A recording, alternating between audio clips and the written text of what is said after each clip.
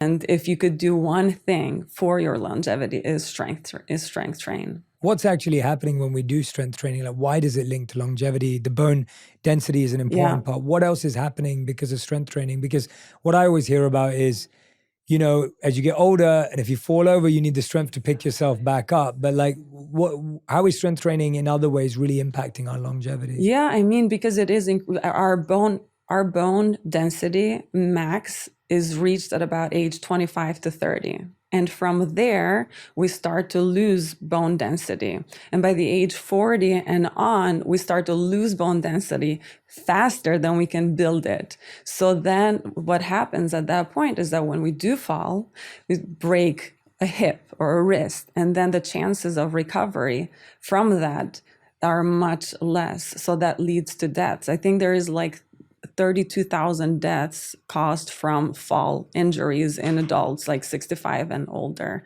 And obviously, if you can build, and muscles the same way, you start losing after the age of 30, believe it or not, you start losing muscle mass at about 3 to 8% every decade.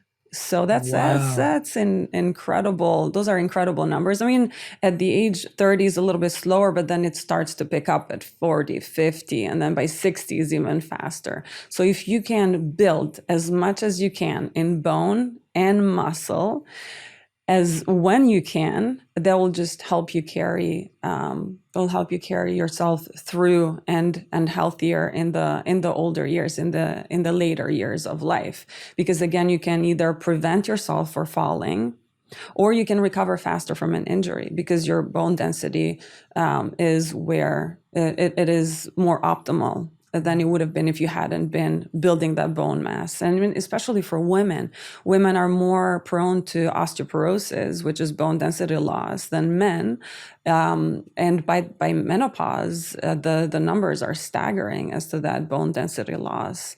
And for men, actually, even though the osteoporosis instance is less than women, their causality of death, their death due to falls, is higher than women. Oh, wow. So, I mean, a lot of the time, I know it's like when we're in our 20s or even our 30s, we think of ourselves as invincible. You know, we've got these amazing bodies. They're incredible, of course, but how do we prepare ourselves now when it is possible for the future ourselves?